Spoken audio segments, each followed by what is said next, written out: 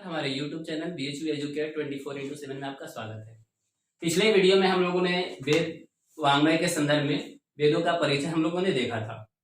इस भाग में हम लोग देखेंगे वेदों की रचना एवं रचना काल तथा वैदिक देवता के बारे में हम लोग।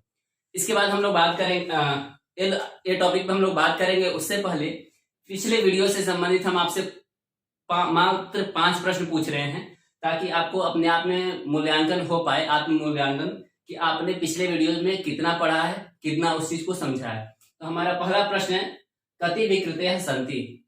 हम लोगों ने वेदों की विकृतियों के बारे में बात की थी, तो इस प्रश्न का उत्तर वहीं पे था, कति विकृतयः सन्ति, कितने विकृतियां हैं और वे कौन कौन से हैं। चूंकि जीडीसी, जीआईसी, हायर, नेट, ये सभी प्रश्न संस्कृत में ही आते हैं, इसलिए हमने आपको यहाँ पे संस्कृत में ही प्रश्न दे रखा है ताकि आपको असुविधा ना हो वहां पे एग्जाम हॉल में जाने के बाद। ऐसा नहीं कि डायरेक्ट संस्कृत में हमें करने को मिले, तो हम उस समय हमें थोड़ी सी समस्या होती है। तो इस समस्या को खत्म करने के लिए हम आपके पास संस्कृत में प्रश्न रख रहे हैं। तो पहला प्रश्न है, कति विकृतयः सन्ति केचते। अगर ये आपको आ रहा है तो आप हमारे कमेंट बॉक्स में जाइए और हमें इसका उत्तर दीजिए, कितने हैं और वे कौन कौन से हैं, ये आप हमें कमेंट बॉक्स में बताइए। अगला प्रश्न है, वेदांत शब्दस्य किम अभिप्रायम। वेदांत शब्द का क्या अभिप्राय है, इसका भी उत्तर हमें कमेंट बॉक्स में आप जरूर दीजिए। ब्राह्मण ग्रंथानाम कति प्रतिपाद्य विषयाणि सन्ति। ब्राह्मण ग्रंथों के कितने प्रतिपाद्य विषय कहे गए हैं, ये भी आपको कमेंट बॉक्स में उत्तर देना है। सायणकस्य शाखोपरि सर्वप्रथमं भाष्यम कृतवान। सायण ने किस शाखा के ऊपर सबसे पहले भाष्य लिखा, इसका भी उत्तर आपको कमेंट बॉक्स में देना है। और अंतिम प्रश्न है हमारा, प्रस्थानत्रय इत्यस्योपरि शंकराचार्येण प्रतिपाद्यम भाष्यम नाम किम। प्रस्थानत्रय, इसके ऊपर शंकराचार्य द्वारा जो भाष्य लिखा गया है उस भाष्य का क्या नाम है, ये आप हमें कमेंट बॉक्स में जरूर उत्तर दीजिए। अब इसके बाद हम लोग चलते हैं अगले टॉपिक, वेदों की रचना एवं रचना काल के संदर्भ में। विकास, तो हम लोग बात कर रहे थे वेदों की रचना एवं काल के बारे में। तो वेदों की रचना कब की गई, इसको लेकर के पर्याप्त मतभेद मिलता है, क्योंकि हमारे वैदिक विद्वान हैं, उनका कहना है कि वेदों की जो रचना हुई वो ईश्वर के द्वारा किया गया है। और जो पाश्चात्य विद्वान हुए उनका ऐसा कुछ भी मानना नहीं है। उन्होंने ये माना है कि वेदों की रचना किसी विशेष विद्वानों ने किया है। तो अब हम लोग एक हमें तथ्य मिलता है, ऋषियों मंत्र द्रष्टारः, अर्थात ऋषि लोग जो थे जिन्होंने तद सूक्तों की रचना की, अर्थात उन्होंने लिपिबद्ध किया या उनका संकलन किया। जैसे अग्निसूक्त है, अग्निसूक्त के ऋषि कौन है, मधुछंदा। तो अब जो पाश्चात्य विद्वान है वह मधुछंदा को उनका रचनाकार मानते हैं कि मधुछंदा ने वह मंत्र लिखे, परंतु भारतीय विद्वानों का क्या है, ऋषियों मंत्र द्रष्टारः, अर्थात जो ऋषि लोग थे वह मंत्रों को लिखे नहीं, मंत्रों का दर्शन किया। उन्होंने अपने तपोबल से, अपने ज्ञान योग के द्वारा उन्होंने क्या किया, मंत्रों को देखा और उन मंत्रों को देखने के बाद उनको अपने शिष्यों को पढ़ाया, उनका संकलन करके। तो ऐसा है, वेदों की जो रचना के बारे में बात करें तो ये ईश्वरीय रचना कही जाती है। महर्षि सायण ने, सायण की पंक्ति है, महर्षि सायण ने अपने ऋग्वेद भाष्य भूमिका में और तैत्तिरीय संहिता के भाष्य करते समय उन्होंने लिखा है, अपौरुषेयम वाक्यम वेदः, अर्थात जो अपौरुषीय रचना है उन्हें वेद कहते हैं। तो अपौरुषीय रचना मतलब ऐसा वाक्य जो किसी पुरुष के द्वारा नहीं रचा गया है, किसी पुरुष ने उसे नहीं कहा है।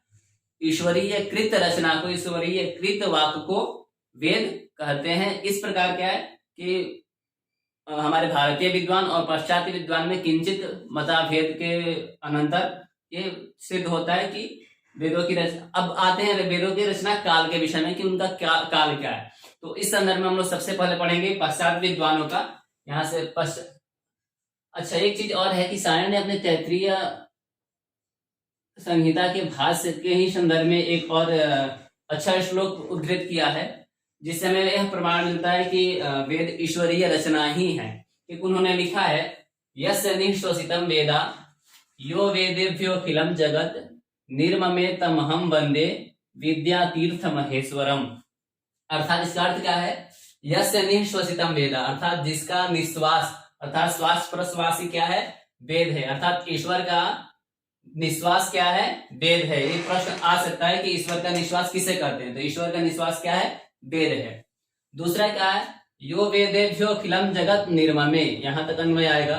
यो जिसने वेदेभ्यो यानी कि वेदों के द्वारा अखिल यानी संपूर्ण जगत का निर्माण किया, संपूर्ण जगत की सृष्टि की, तम विद्यातीर्थ महेश्वरम वंदे, तम माने उस ईश्वर को जिन्होंने वेद का निर्माण किया, किसके लिए, संपूर्ण जगत की सृष्टि की वेदों के द्वारा, उस ईश्वर उस विद्या स्वरूप महेश्वर को, ईश्वर को मैं नमस्कार करता हूं, ऐसा सायण ने अपने भाष्य में उद्धृत किया है।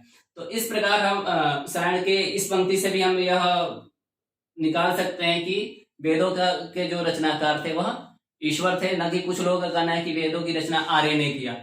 जबकि हमारे भारतीय ज्ञान परंपरा में, भारतीय वैदिक परंपरा में हम यही मानते आ रहे हैं कि वेदों की रचना ईश्वरीय रचना है, न कि किसी सामान्य मनुष्य अर्थात विशेष मनुष्य के द्वारा यह रचा गया है।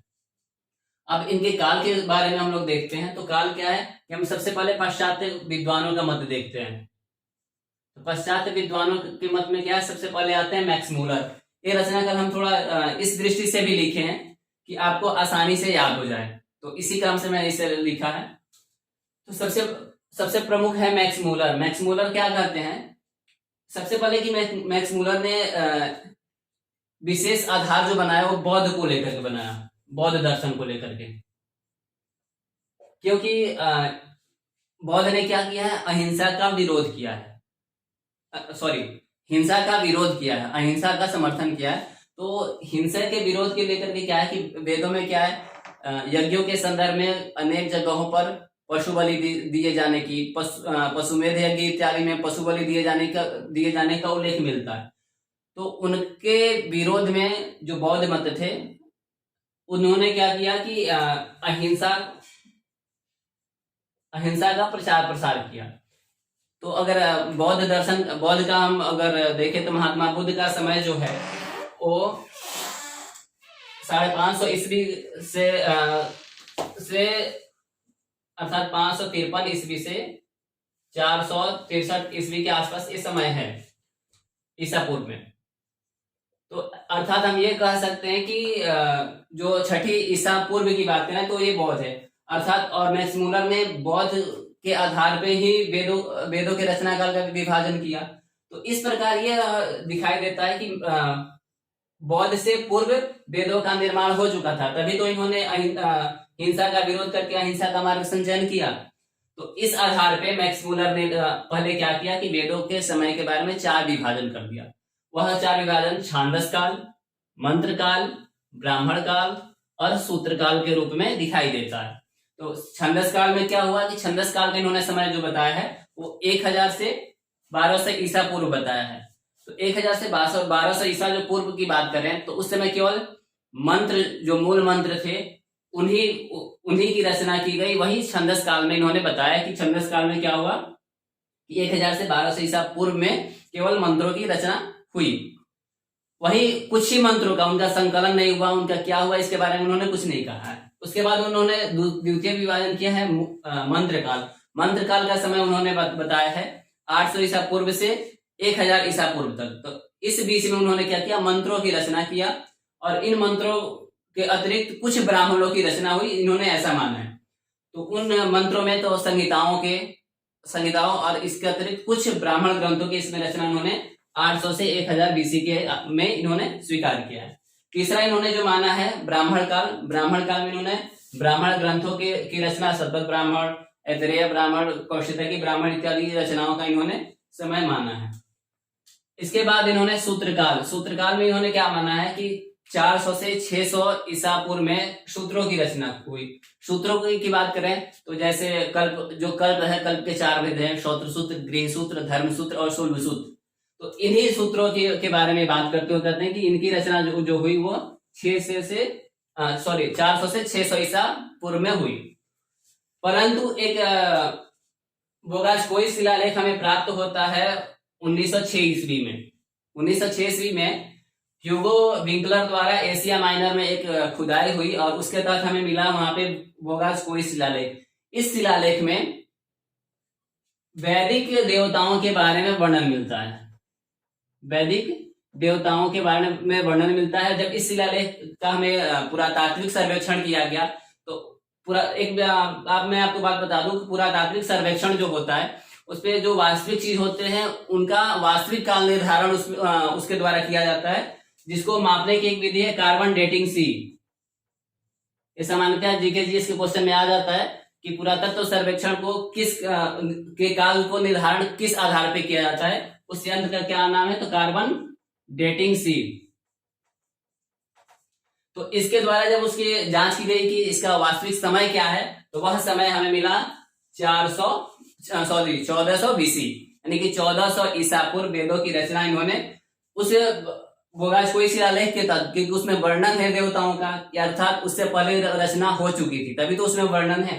तो इस आधार पर अगर हम माने तो ये जो इनका समय ठहरता है मैक्स मुलर का, वह अपने आप ही निरस्त हो जाता है, इसका कोई उपयोगिता हमें नहीं दिखाई देता है। हालांकि बाद में मैक्स मुलर ने भी इसे स्वीकार किया है अपने पुस्तक में। आगे हम लोग बात करेंगे कि पुस्तक है a history of ancient Sanskrit literature, जहां पे इन्होंने ये सारी बातें लिखी है, तो आप वहां पे देख सकते हैं विशेष संदर्भ में। आगे हम लोग बात करते हैं वैदिक पश्चात विद्वानों में ए वेबर का। तो ए वेबर जो थे इन्होंने जो समय माना वह 1200 से 1500 ईसा पूर्व माना, और इनकी पुस्तक है हिस्ट्री ऑफ इंडियन लिटरेचर। ये भी पूछ देता है कि हिस्ट्री ऑफ इंडियन लिटरेचर की रचना किसने की, या उसके आधार इसमें समय का क्या, वेदों का समय के क्या निर्धारण है। इसके बाद हम लोग बात करें विंटरनित्ज जी का।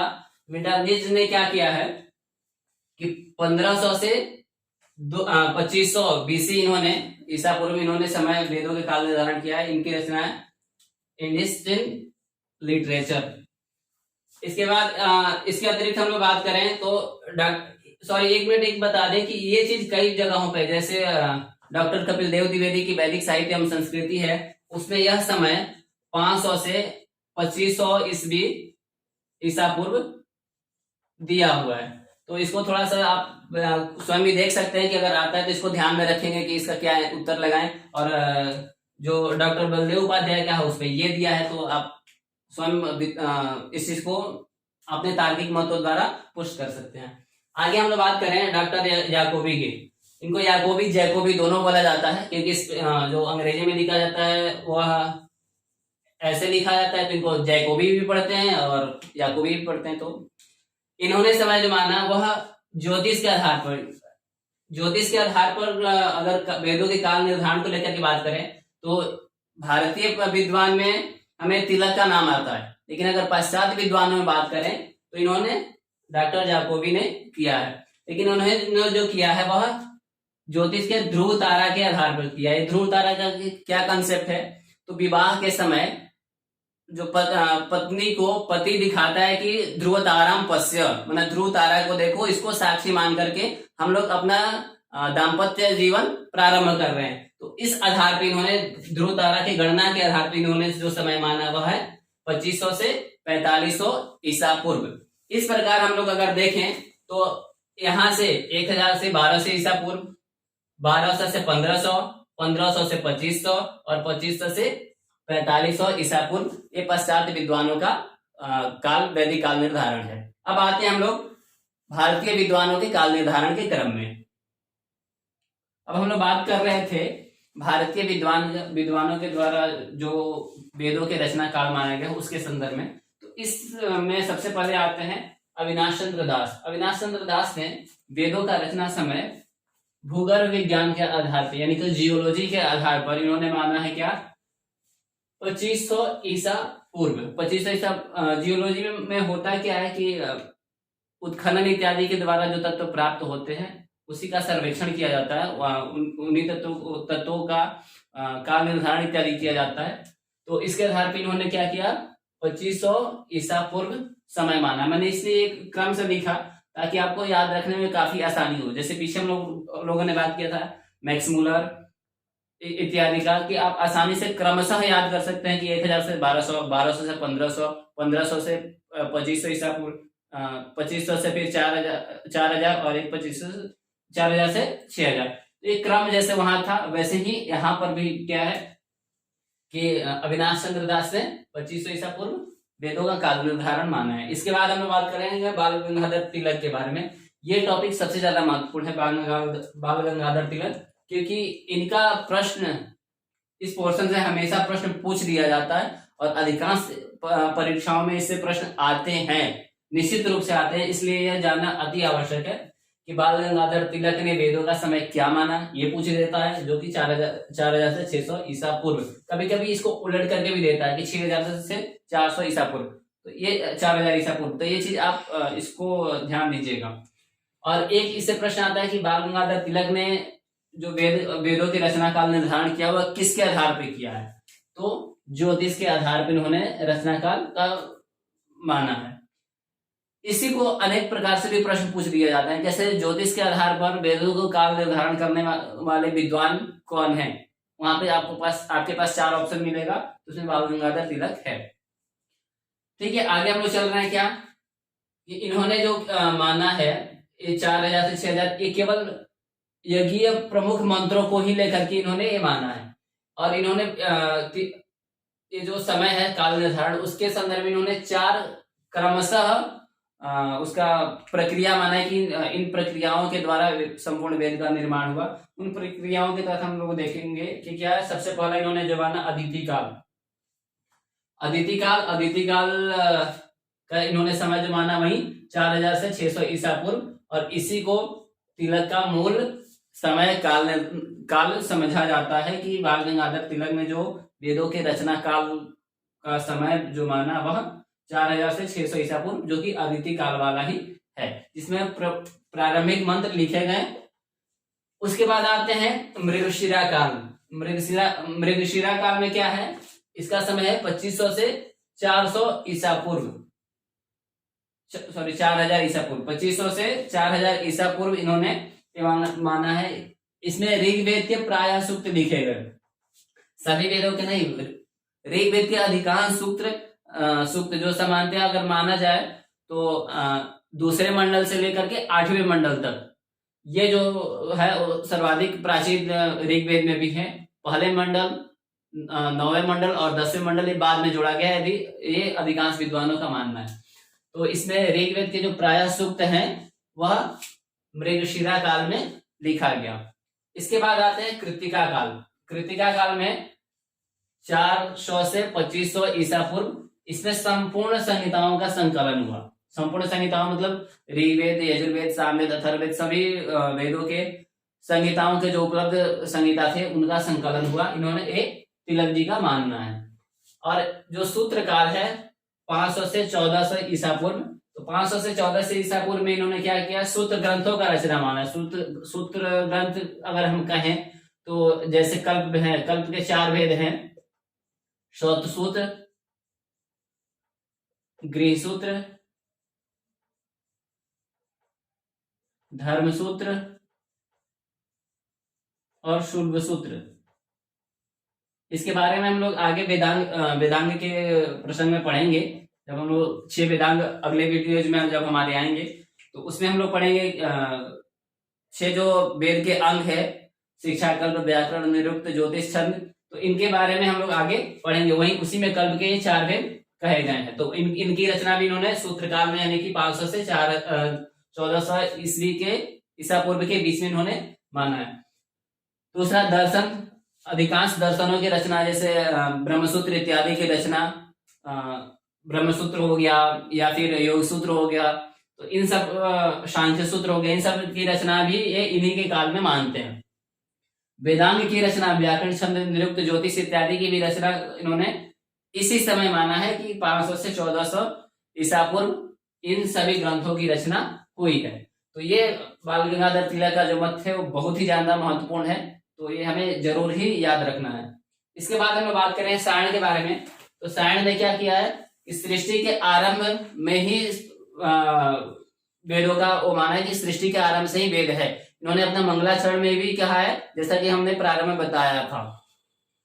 इन्होंने एक जो पंक्ति है, अपौरुषेयम वाक्यम वेदः, अपौरुषेयम वाक्यम वेदः, ये भी इन्हीं का है। और इसी प्रसंग में है कि जो अपौरुषेय रचना है यानी कि ईश्वरीय रचना है, वही वेद है, तो ईश्वरीय रचना अर्थात सृष्टि के आरंभ से। और अपने मंगलाचरण में भी इन्होंने कहा है, यो वेदेभ्यो अखिलम जगत निर्ममे, जिन्होंने क्या किया, वेद के द्वारा संपूर्ण जगत का निर्माण किया। तो ये शायन ने अपने तैत्तिरीय संहिता के भाष्य में ये के मंगलाचरण में इन्होंने ये दिया है कि यो वेदेभ्यो अखिलम जगत निर्ममे। तो इसका भी प्राय यही है कि जो वेद है उसी के द्वारा जगत का निर्माण हुआ, अर्थात सृष्टि के आरंभ से ही वेद की सत्ता थी। दूसरा, इसके अतिरिक्त हम बात करेंगे महर्षि दयानंद सरस्वती का। तो इन्होंने भी क्या है, सृष्टि के आरंभ में ही वेद की सत्ता माना कि सृष्टि के आरंभ से ही वेद की सत्ता की गई है। इसके बाद हम लोग बात करेंगे अगले टॉपिक वैदिक देवताओं के बारे में, उसे देखते हैं। अब हम लोग बात कर रहे हैं वैदिक देवता के बारे में कि वैदिक देवता कितने होते हैं, क्या है वैदिक। तो इसमें सबसे पहले हम लोग देख लेते हैं देवता शब्द। जो देवता शब्द है वो देव शब्द से तल प्रत्यय होता है, तस्य भावस्त्वतलौ सूत्र है तस्य भावस्त्वतलौ,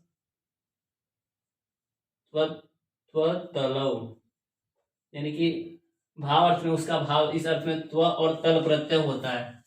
जब त्व प्रत्यय होता है तो देवत्व शब्द बनेगा, देवत्व, और तल प्रत्यय होगा तो देवता। हाँ, एक चीज मैं आपको बता दूं, देवता जो शब्द है वो नित्य स्त्रीलिंग है, ये ध्यान रखिएगा। क्योंकि जब हम दुर्गा सप्तशती इत्यादि का पाठ भी करते हैं तो उसमें क्या आपको मिलेगा, दुर्गा देवता। आज हम लोग सामान्य भाषा में यह कह देते हैं कि सूर्य देवता, लेकिन देवता शब्द क्या है, मूलतः स्त्रीलिंग वाचक शब्द है। तो दुर्गा देवता ये सही है, सूर्य देव ये सही है, ज्यादा बेहतर है। तो ये जो देवता शब्द है नित्य स्त्रीलिंगवाची, अर्थात ये भी जान लीजिए कि जहां पर भी तल प्रत्यय होता है वह स्त्रीलिंग वाचक शब्द हो जाता है। और तल प्रत्यय में आपका बचता है क्या, ता। और जैसे शब्द बनने वाले होते हैं बहुत सारे, जैसे भाव है, तो तल प्रत्यय वाले शब्द बहुत सारे, अधिक शब्द से अधिकता, न्यून शब्द से न्यूनता, तो ये तल प्रत्यय इत्यादि शब्द ऐसे ही अंत में ताता जोड़ते हुए चला जाता है।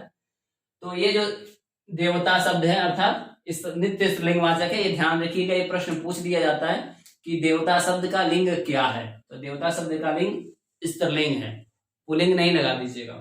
अब हम लोग आगे बात करते हैं कि देवता किसे कहते हैं। तो निरुक्तकार यास्क ने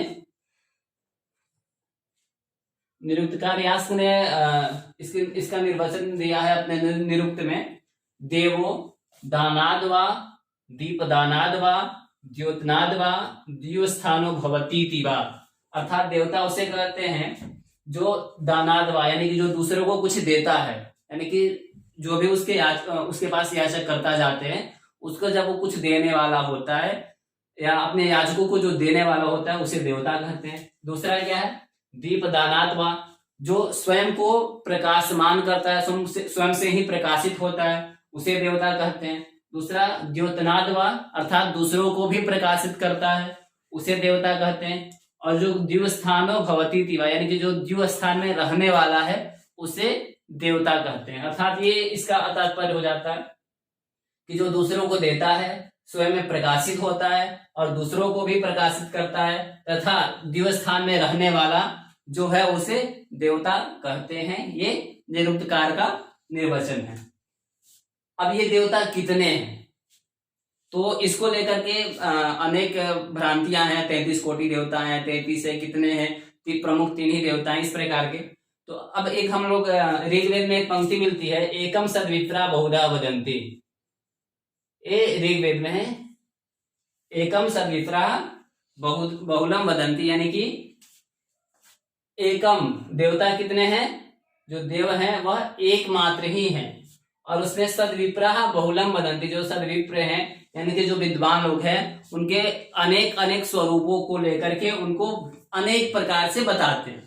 तो मूल जो देवताओं की संख्या है वह ऋग्वेद में एक बताई गई है कि मूल रूप से देवता एक ही है, और इसको अनेक विद्वानों ने इसको अनेक प्रकार से कहा है। जबकि ऋग्वेद में ही एक और आख्यान है जिसमें 33 देवताओं को माना गया है प्रमुख, तो उसको लेकर के भी हम आगे बात करेंगे।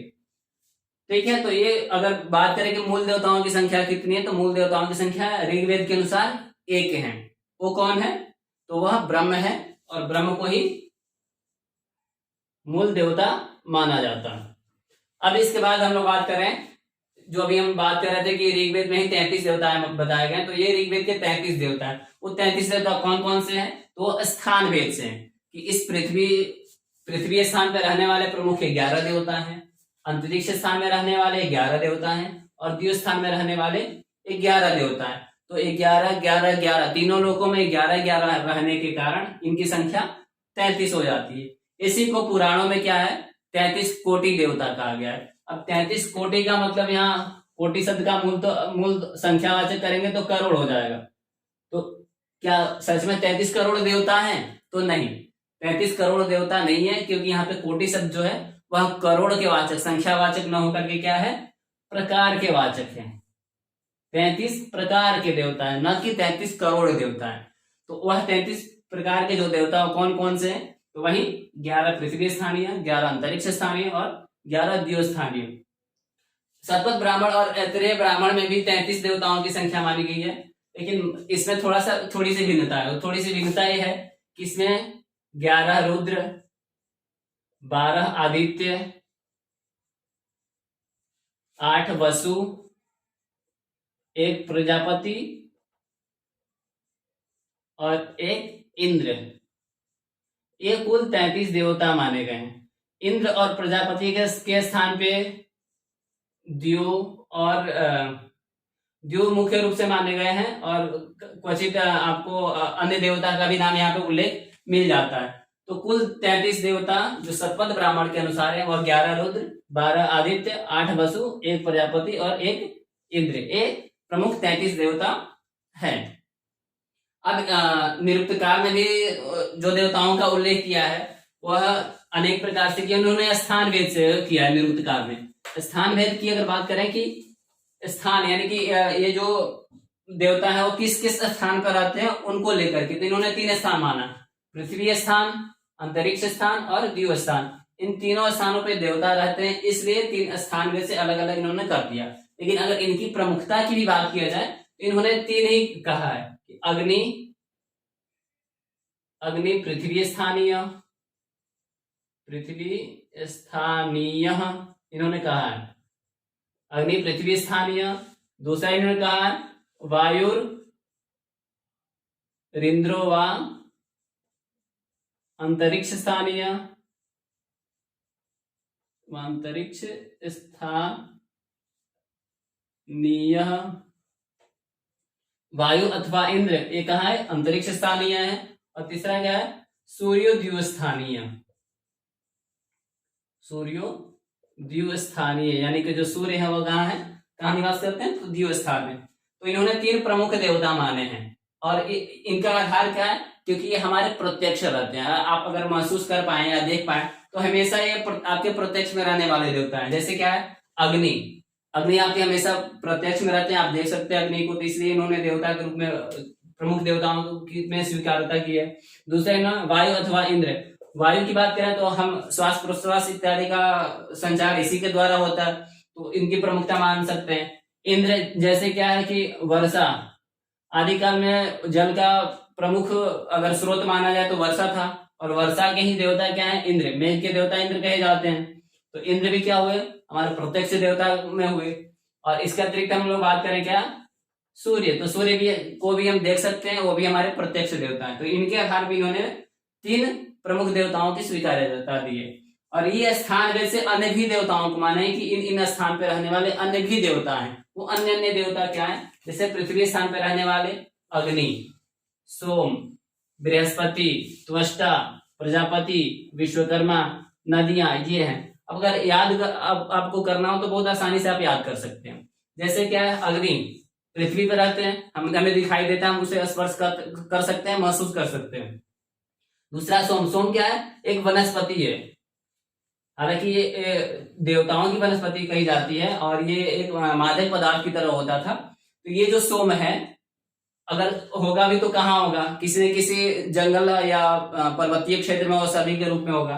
तो ये भी क्या है, पृथ्वी पे ही पाया जा सकता है, इसलिए क्या है, इसको पृथ्वी स्थानीय माना जाता है। अगर बृहस्पति को छोड़ देते हैं, त्वष्टा को छोड़ देते हैं, त्वष्टा भी एक ऋषि हुए और ऋषि की तरह थे, और तो इनको अगर इस माध्यम से समझा जाए तो आसानी से प्रतीत हो जाएगा कि ये भी पृथ्वी स्थानीय है। प्रजापति, प्रजा का मतलब होता है कि लोग, और उसका पति यानी कि जैसे सभा होता है, सभा का एक पति प्रमुख होता है तो वो सभापति हो गया। वैसे ही प्रजा, प्रजा का पति, तो प्रजा का पति कहाँ रहेगा, जैसे सभा का पति सभा में रहेगा, वैसे ही प्रजा का पति प्रजा के आसपास रहेगी। यानी कि प्रजा कहाँ रहती है, तो पृथ्वी पे, तो प्रजापति कहाँ के देवता हुए, पृथ्वी के। आसान चीज है। विश्वकर्मा, विश्वकर्मा जैसे हम लोग को पता है कि निर्माण इत्यादि कार्य जो भी होता है उसके निर्देशक अगर देवता को देखा जाए तो विश्वकर्मा होते हैं। तो हम निवास भवन इत्यादि कहाँ बनाते हैं, पृथ्वी पे, तो पृथ्वी स्थानीय देवता विश्वकर्मा। इसके अतिरिक्त नदियां, जो नदियां जितनी सारी हैं वो कहाँ प्रवाहमान हो रही हैं, पृथ्वी पे, इसलिए क्या होगा कि नदी भी क्या है, पृथ्वी स्थानीय है। इस माध्यम से आप पृथ्वी स्थानीय देवताओं को याद रख सकते हैं, जो कि अन्य देवताओं से आपको कंफ्यूजन को दूर करेगा। ये ज्यादा इंपॉर्टेंट है, क्योंकि हम सभी देवताओं को अगर देखा जाए तो एक ही में मिलजुल जाते हैं, हमें समझ में नहीं आता कि कौन से पृथ्वी स्थानीय है, कौन से अंतरिक्ष स्थानीय है, कौन से दिव्य स्थानीय है। इस वजह से इसको समझा जा सकता है। अंतरिक्ष स्थानीय देखते हैं, अंतरिक्ष स्थानीय में क्या है, इंद्र, वायु। यहाँ पर हम लोग एक पंक्ति याद अगर रखते हैं तो काफी हमें आसान हो जाती है। वायु इंद्रो व अंतरिक्ष स्थानीय, तो वायु और इंद्र दोनों कहाँ है, अंतरिक्ष स्थानीय। मातृस्वा भी अंतरिक्ष स्थानीय है। मरुत और वायु दोनों को पर्यायवाची हम मानते हैं, लेकिन ऋग्वेद में अगर देखा जाए तो दोनों का अलग अलग स्वतंत्र रूप में भी वर्णन है, इसलिए क्या है यहाँ पे अलग अलग हमने दिया है। तो वायु अथवा मरुत, ये भी क्या है, अंतरिक्ष स्थानीय है। रुद्र अंतरिक्ष स्थानीय, अपान पात, अप पर्जन्य, अप मतलब होता है जल, अपान पात मतलब एक जल का ही एक स्रोत कर सकते हैं। तो ये भी क्या है, जल का आदि स्वरूप जो रहा है, देवताओं से ही हमें गंगा प्रवाहित हुई, फिर जब जमीन पे आई। तो इस प्रकार से अगर हम देखें, या बारिश वर्षा इत्यादि भी होता है तो इंद्र के द्वारा वर्षा की जब की जाती है तो जल की तो वर्षा होती है। तो ये भी कहाँ से, वहीं से। अंतरिक्ष स्थानीय आप इस तरह से मिला सकते हैं। पर्जन्य भी है, पर्जन्य भी देवता इंद्र के सहायक देवताओं में माने जाते हैं, तो इसलिए उनके सहायक उन्हीं के समीप होंगे, इसलिए भी अंतरिक्ष में आते हैं। द्विस्थानीय बात करें तो द्विस्थानीय अर्थात द्यूलोक में रहने वाले। तो द्यूलोक में रहने वाले क्या है, प्रमुख हमने बात किया, तो सूर्य द्विस्थानीय, यानी कि सूर्य क्या है, द्विस्थानीय में प्रमुख देवता है। सूर्य का ही के ही अनेक नाम है, उसमें से एक नाम है आदित्य। हालांकि ऋग्वेद में दोनों का अलग अलग स्वतंत्र रूप में भी वर्णन है, इसलिए मैंने अलग अलग किया है। फिर भी सविता जो है वो सूर्य के सहचरणी है, इसलिए इसमें क्या है, सविता सूर्य के साथ ही, इसलिए द्विस्थानीय है, याद रखने में आपको आसानी होगी। पूषण, वरुण, अश्विन और उषा, उषा भी क्या है, सूर्य के सहायिका है, इसलिए भी हम याद रख सकते हैं कि ये द्विस्थानीय है। इसके बाद अगर हम लोग बात करें तो जो वेद हैं, 4 वेद हैं, चारों वेदों के प्रमुख अपने अपने भी देवता हैं। कौन कौन से हैं वो हम जान लेते हैं। जैसे ऋग्वेद है, तो ऋग्वेद के जो प्रमुख देवता हैं वो माने जाते हैं इंद्र। कई जगह आपको अग्नि मिलेगा, ठीक है, तो हम कई बार कंफ्यूज हो जाते हैं कि इंद्र देवता माने या अग्नि देवता माने। तो मैं आपको बता दूं कि ऋग्वेद में सर्वाधिक जो सूक्त है 250 स्वतंत्र रूप में और अनेक देवताओं के साथ अलग। तो सबसे अधिक सूक्तों की संख्या इंद्र की है, उसके बाद से अग्नि की 200 सूक्त हैं। तो सबसे अधिक किसका हुआ, इंद्र। तो प्रमुख देवता कौन हुए, इंद्र। कई जगह क्या होता है कि हमें ऑप्शन में जब प्रश्न दिया जाता है तो वहां से इंद्र को हटा दिया जाता है। अब इंद्र ऑप्शन में है ही नहीं, तो प्रमुख देवता हम किसको मानेंगे। तो जब इंद्र है नहीं तो उनके बाद हमें स्थान आता है अग्नि की, तो हमें अग्नि मानना पड़ता है। उसी को आधार बना करके कई लोग कहते हैं कि वहां पे तो इंद्र नहीं दिया था। तो ऐसा नहीं है, ऐसा नहीं कि इंद्र नहीं दिया था तो इंद्र हट ही गए, अब उपदेच्युत हो गया, फिर से अब उनको प्रमुख देवता, ऋग्वेद का प्रमुख देवता नहीं माना जाएगा, ऐसा नहीं है। तो अगर ऋग्वेद से प्रश्न आता है तो ये आपको ध्यान रखना होगा कि ऋग्वेद के प्रमुख देवता कौन है? इंद्र। अगर इंद्र ऑप्शन में नहीं आता है तो आपको अग्नि के पास जाना है।